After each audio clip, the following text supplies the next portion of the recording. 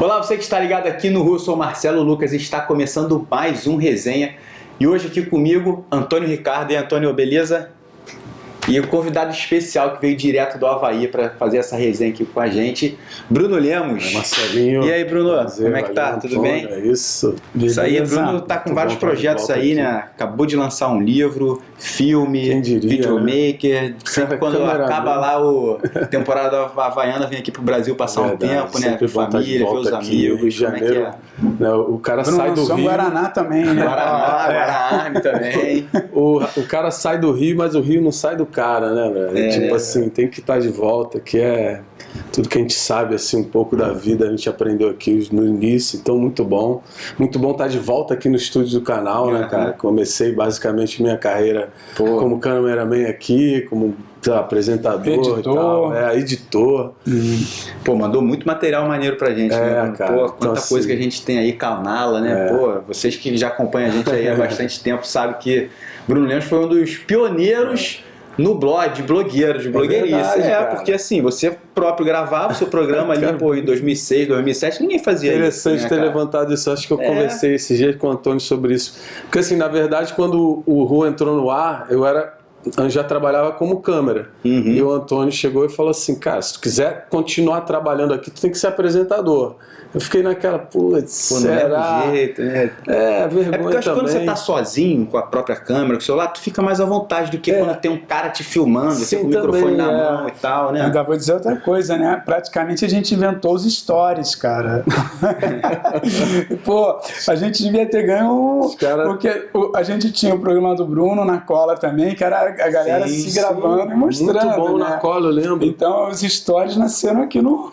E na verdade... Muita pretensão, né? Eu acho que isso, pelo menos na minha situação, aquilo que você falou, botava o tripé, pegava o microfone com a canopla do Ru e começava, e aquilo ali me dava uma travada. Às vezes saía, às vezes não, ficava umas 20 vezes pra fazer a cabeça.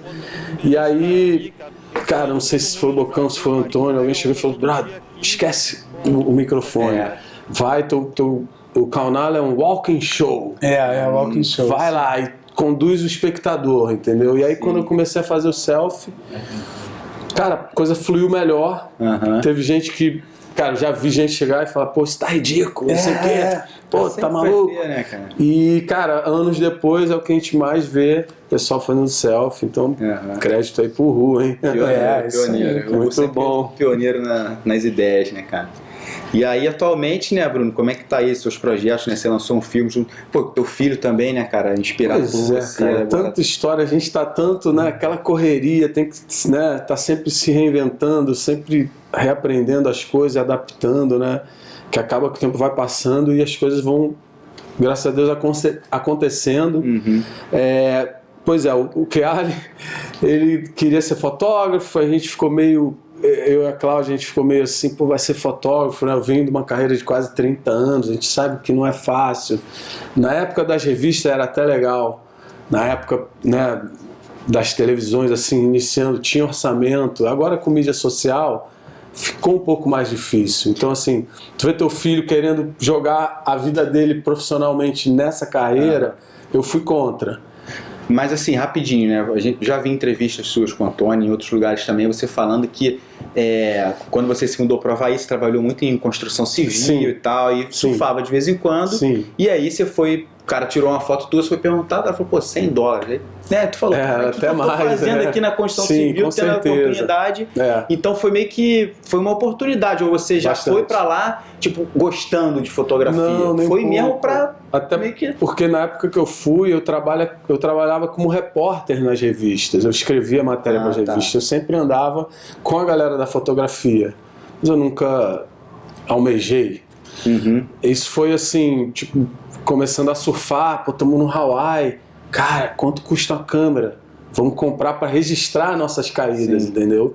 E aí aquele lance, né, o grupinho dos amigos, pô, vamos pra praia. Ó, tu filma agora, eu filmo depois, né? Só que, velho, os caras filmavam o chão, velho, filmavam o céu, filmava nada. E eu era o único que filmava legalzinho. Então, assim, eu ficava sempre mais no turno, né? Filmava ali geral. E aí, por exemplo, tinha uma onda do Johnny Boy Gomes. Pô, eu ia filmar, acabava filmando. A onda do Tom Curry, pô, vamos filmar. E aí aquilo ali foi, né, melhorando. Imagina, tu tá no Hawaii, independente da câmera que tu tem. Tu enquadra legal, tu faz uma pan legal, e vem o Johnny Boy Gomes, vem o Tom Curry. Cara, o material começou a ser legal. E aí foi bem na época que a gente entrou em contato com o Bocão, com o Antônio. Na verdade, a Cláudia me deu um filme. Ela levou, tava no Quilima, tinha voltado da Austrália, passei 4, 5 dias no Quilima, eu te encontrei. Você nem vai lembrar, foi na ponte. Não sei se eu lembro. Você tava com a câmera pé na ponte, e aí eu acho que a Cláudia foi fazer alguma coisa no Quilima, ela me entregou o filme. Legal. Chamava Kelly, né? Sim, fiz um filme chamado Kelly, quer dizer, A Onda Perfeita. Então eu falei, vamos brincar com esse nome. Aí, com esse filme que a gente teve a noção do trabalho do Bruno mesmo. Esse filme ficou bem legal. Ele tá gravando bem, sacou? Foi quando a gente teve essa noção. Legal. E eu também acho que... não, o Bocão, na verdade, ele gravou você... num ele que gravou, verdade. Você caindo em Rock Piles. Talvez. Grande, é verdade. Na época eu ainda pegava as ondinhas maior. Não foi material, não, teu, que ele pegou. Eu que peguei, ela me deu o filme e eu trouxe. Deve estar esse filme aí, né? Com certeza, a gente resgata um clipe ou outro. E Bruno, você documentou, né? A gente falou sobre isso, mas é aquela coisa, o filme, ele tem um ciclo, né? Então, seu filme teve um ciclo, todos os lançamentos, festival, foi pro ar aqui. E agora a gente está falando do filme Sou do Mar, né? Um filme recente que eu fiz. Eu queria falar, você fez o filme Sou do Mar e ele teve esse ciclo todo. E agora, como é que você vê depois que... Não é que ele tem um ciclo encerrado, mas essa coisa toda de festival, né? Eu me lembro bem do Fábio Fabuloso, né? Chega uma hora que termina, né? Sim. E aí você olha um pouco de longe tudo que aconteceu, né? Como é que foi, cara, a repercussão que se ficou para você o Sou do Mar? Cara, o Sou do Mar foi um projeto assim muito despretensioso. Eu acho que a ideia era fazer um vídeo comemorativo quando eu tivesse atingido 25 anos de fotografia. Falei, vou fazer um vídeo de 10 minutinhos, uma coisa simples, falando sobre como foi essa trajetória, né? Só que passou 25 anos, eu naquela correria nem parei para fazer nada. E aí quando deu a pandemia, aquele lockdown, né, o famoso lockdown, falei, cara, não tem nada para fazer, não posso sair de casa, vamos fazer aquele vídeo. E aí comecei a resgatar um monte de coisa e acabei, assim, o vídeo que era de 10, 15 minutos, o primeiro corte tinha 2 horas, né? Caraca. Putz, já começou difícil. Aí eu consegui vir reduzindo, ficou com 75 minutos. Só que, cara, como foi no lockdown, eu tinha uma entrevista ou outra que eu já tinha vindo colhendo das antigas pro projeto e eu consegui usar aquilo. Mas eu não pude captar nada assim, além do que eu tinha nos arquivos, a não ser uma entrevista comigo e uma com meu filho, que a gente meio que conduz o filme na maioria né, assim, a gente narra meio que o filme e tem intervençãozinha, um depoimento do Antônio, Bocão, Rodrigo Rezende e tal, Fábio Nunes. Então assim, quando eu olhei aquele filme pela primeira vez, eu me vi na tela ali falando, sabe aquele lance? Ouvir tua voz, ver teu rosto. É estranho, né? Eu fiquei assim, cara, acho que deixa rolar, não vou nem mostrar pra ninguém, sacou? Aí a gente veio uns amigos em casa, eu botei pra eles, que era uma galera que nem era muito do surf, os caras, uau! Já a primeira impressão foi bem boa. Porque uma coisa é tu surfista, tu olhar o filme e tu falar, pô, caramba, maneiro. Agora, um pessoal que não gosta do surf, gostar e ficar atento e comentar e falar, eu falei, uau. E aí foi dali. Comecei a exibir, botei num festival, botei em outro. Foram quantos festivais? Cara, não sei, Antônio. Cara, tipo assim, acho que mais de 30 festivais selecionados e prêmio aqui, prêmio ali, melhor música, melhor não sei o quê. Muito legal. Sim, pô, foi surpreendente. Eu não achava que seria assim. Até porque a maioria desses festivais, eu não sei se o pessoal conhece a plataforma chamada Film Freeway. É tipo um portal de festivais. Você bota seu projeto ali e tem, cara, mais de 1000 festivais ali. Tu se inscreve por ali e tal. E a maioria é em inglês. Então, assim, o filme estava em português. É um filme longo, é um filme de surf, com tradução, entendeu? Legenda, no caso. Então, assim, a grande maioria dos festivais que selecionaram, que deram algum prêmio, a maioria é em inglês, é americano, é estrangeiro. Então, assim, para um filme de surf em português, acho que foi razoável dizer que foi bom a repercussão. Sim. Então, muito bom. Acho que o Antônio já participou um pouco do feedback e tal. Ele acha que foi, como é que tu falou, que a jornada do herói, né? Como é que é o nome? O arco do personagem. A jornada do herói mesmo. Eu acho que você teve uma coragem grande de se colocar como fio condutor, você mesmo, tipo uma autobiografia, né? E o que eu acho legal é que eu vi, né? Porque hoje em dia eu tenho um certo preconceito com filme de surf. Sim. Porque no final é tudo igual. É verdade. É um empilhamento de ondas e paisagens. E som. E aí muda a ordem. Ontem mesmo eu estava assistindo um filme dos anos 70, feito lá no Havaí. E é basicamente o que a molecada faz hoje. Mesma forma. E quem produz a maioria dos filmes de surf desse jeito, eles têm uma faixa etária. Porque chega uma hora da vida que você não produz mais aquilo. E quem consome, eu vejo assim também, todo mundo tem 14 anos uma vez na vida, 15 anos, 16, 17 anos. Então, não sabe nem o que já foi feito antes e depois. Né?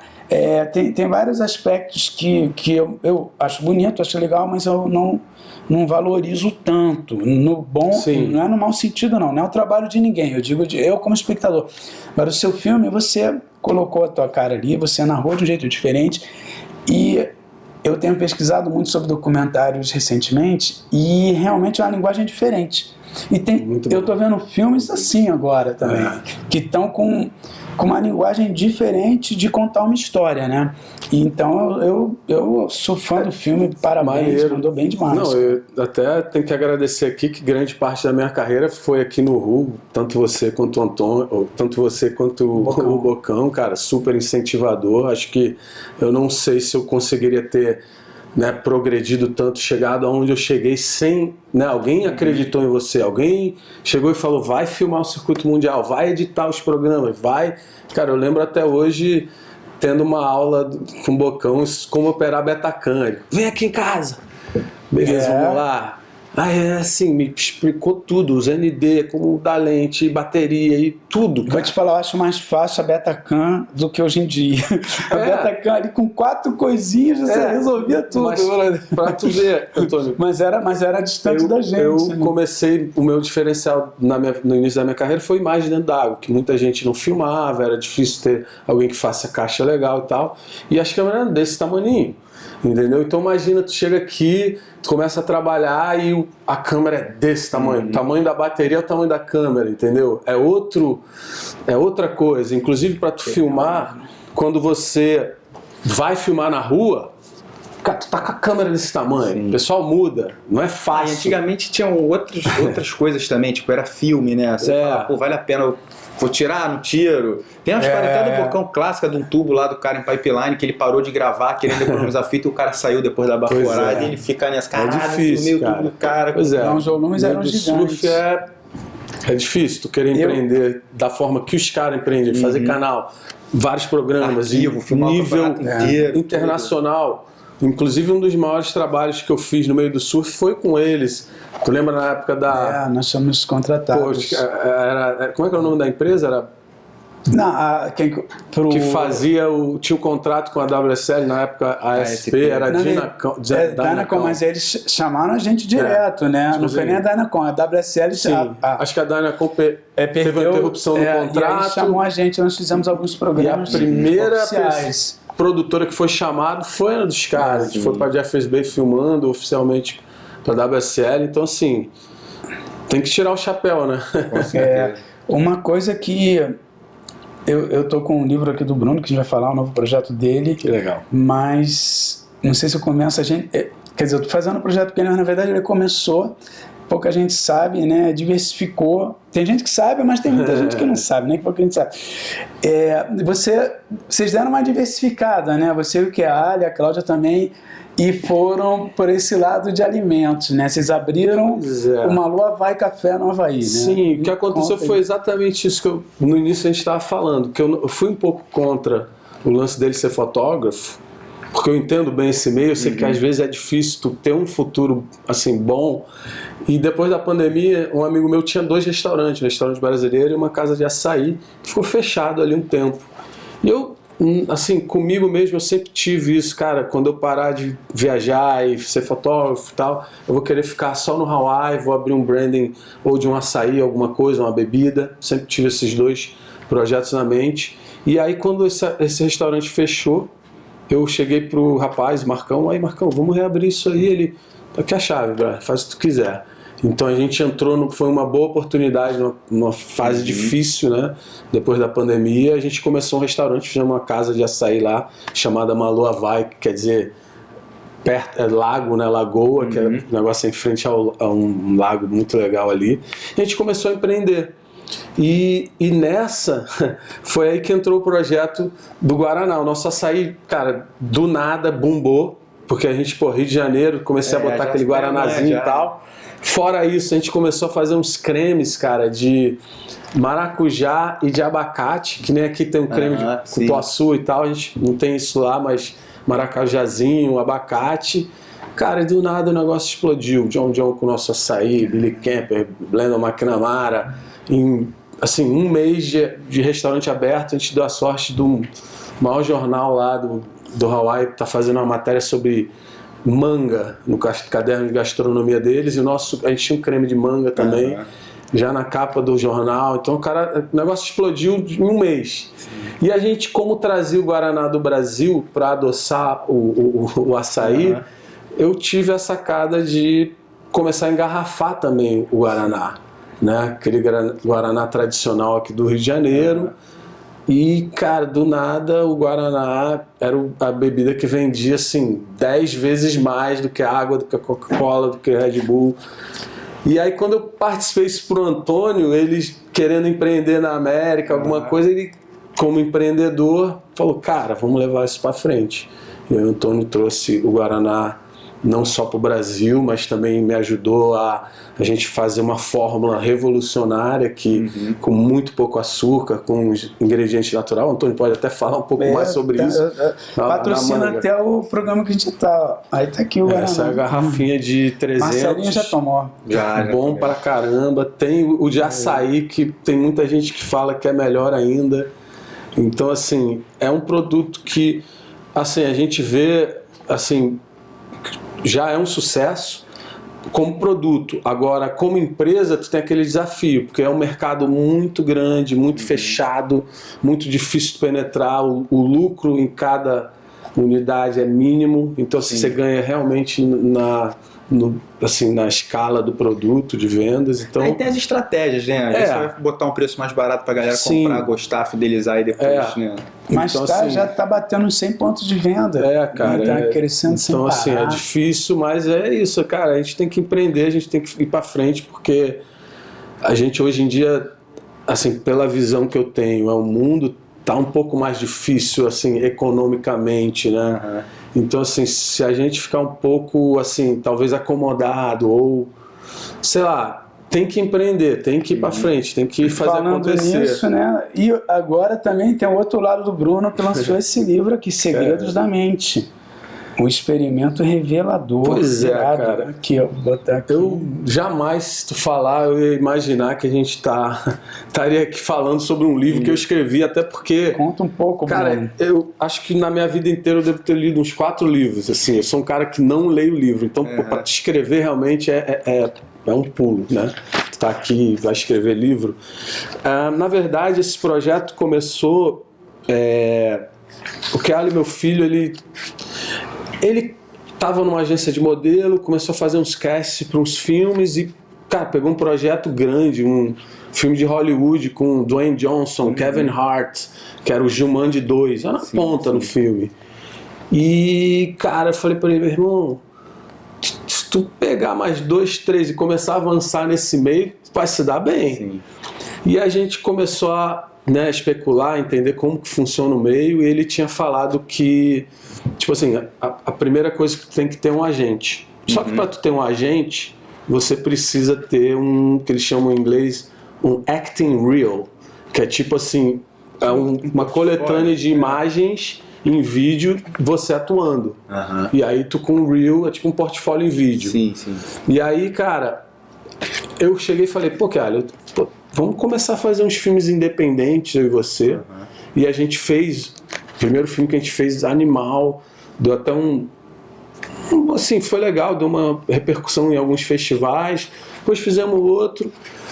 E aí eu fiz um outro filme que, cara, demorou 7 dias pra filmar, vários atores. Esse me derrubou. Eu falei, cara, não é fácil. Meio que deu uma desistida. Sim. Nesse lance de produção independente de curta-metragem. E aí mas a minha cabeça já tinha startado um processo de criar histórias. E aí essa história foi baseado nisso. Depois de assistir aquela série Black Mirror, que é completamente fora da caixa, eu fiquei em choque. Eu falei assim, bro, como que esses caras são tão criativos? Da onde eles tiram essas ideias? E aí eu comecei a falar, pô, imagina se um dia eu escrevo uma história dessas. E aí comecei a pesquisar quem é o cara que escreve, qual é o processo criativo deles. E nisso eu comecei a criar um processo criativo dentro de mim. Falei, cara, minha história tem que ser muito fora da caixa, algo muito diferente. E aí me bateu uma ideia de, cara, imagina se um ser humano consegue ter acesso à mente de outro ser humano. Aí comecei a explorar isso. Sim. E aí a história começa a partir disso. E aí eu envolvo muitos outros elementos que eu gosto de chamar assim, eu criei meu próprio processo criativo, de tanto ouvir coisas que estavam no subconsciente de muita gente ao mesmo tempo. Eu falava, cara, isso aqui vai entrar na história, isso aqui vai entrar na história. Então eu brinco muito com... Lá fora ficou muito forte esse tema de expansão da mente. Não sei se você já ouviu. Sim, aqui, já. Que o pessoal usa, por exemplo, o que a gente chama aqui há muitos anos de santo daime, lá é o ayahuasca. É o ritual da ayahuasca, que você transcende o teu corpo físico, vai para um plano espiritual, e muita coisa sobre xamanismo rolando na América. Falei, cara, isso está muito interessante, deixa eu anotar aqui como um dos elementos. E aí muita gente também falando sobre... Já ouviu falar de geoengenharia? Não. Que é uma forma que o ser humano consegue mudar o clima de uma região, tipo provocar seca ou provocar tempestades. Sim, acho que aí eu falei, cara, isso está muito falado, vamos botar. Aí eu quis brincar com, assim, também um pouco, por exemplo, a gente vê durante a história do ser humano quais são as coisas que mais, assim, dá polêmica ou são assim, né? Religião, poder, dinheiro, relacionamento, sexo, amor. Sim. Então todos esses temas estão muito bem fortes dentro dessa história. Cara, assim, eu tive um colaborador de texto que trabalhou comigo, que me ajudou bastante, tanto em pesquisa quanto em forma de tom do livro e tal. Então cheguei no Rio, encomendei uma caixa com alguns exemplares para divulgar, para ler, até para ver. Esse é talvez um dos primeiros exemplares que saiu da caixa. Segredos da Mente. Vou deixar um para tu, um para você de presente. Pô, valeu. Depois eu vou querer uma assinatura aqui. Obrigado pela oportunidade de poder divulgar. Agora, antes de terminar o programa, e só um detalhe, quem quiser comprar, acha onde? Online? Então, cara, eu consegui fechar um contrato com a Flive Editora, editora de São Paulo, muito bom. Achei incrível o trabalho deles. Tá no site deles, a gente pode disponibilizar o link aqui. E eu acho que é isso. Eu ainda não consegui, como eu não sou do meio, isso é algo muito novo. Mandar uma mensagem eu não sei nem como entrar em livraria, eu não conheço ninguém do meio, entendeu? Não, mas então, online, livro online tá rolando direto. Era uma história que eu criei pro audiovisual, pro cinema, e eu me toquei que, cara, para uma história virar um filme, por exemplo, um filme hoje em dia, posso estar errado aqui no orçamento, deve custar uns 10 milhões de reais, 12 milhões, entre 6 a 12, tá? Mas é por aí. Um livro, para publicar um livro, a história meio que existir, né, em forma literária, cara, é uma fração disso, entendeu? Sim. Então meio que resolvi optar em transformar as minhas histórias agora em livro. Tem algumas outras que eu tô trabalhando, vamos ver se a gente sai aí, mas, cara, acho que... Bruno, antes de terminar mudando de assunto, essa temporada havaiana foi dos teus 38 agora já? Mais ou menos isso, desde 91. Foi a melhor? Pois é. Eu escutei gente falando que foi a melhor de todos os tempos, desde que eu moro aqui. Tá vendo? É porque tu não foi esse ano, né? Eu não fui então aí esse sempre ano. é melhor quando tu perde, né? Mas realmente, cara, acho que se a gente for analisar, a gente teve... Começa largando com o Ed Aikau. Assim, teve um Ed Aikau clássico e a gente vale ressaltar o seguinte, antes do Ed Aikau dessa temporada, a gente teve o Ed Aikau da última temporada, que tinha sido incrível, muita gente falando, cara, um dos melhores da história. Sim. E quando o pessoal viu o forecast, falou, não vai ser nem perto do ano passado. Esse era o clima ali. E, cara, o mar surpreendeu, foi incrível, foi tão bom quanto, talvez, eu não sei se melhor, mas foi muito bom. Com a vitória do Landon, né? Com a vitória do Landon. Então, assim... Muita onda grande, muito pai. Ed Aikau, perfeito. E aí a gente está até conversando aqui meio que offline, né, Marcelinho? Que foi uma época que deu pipeline com tamanho acima de 10 pés, perfeito de oeste, por quase um mês inteiro, né? Então, assim, realmente isso não é normal. Eu realmente nunca vi. E o pessoal, mesmo ali, a galera especialista, fala, cara, ninguém nunca viu isso. Pipeline nesse nível, com tanta frequência. E fora os dias normais, né? Tipo, e tava dando onda até pouco tempo, né? Cara, hoje tem onda lá. Hoje tem onda lá.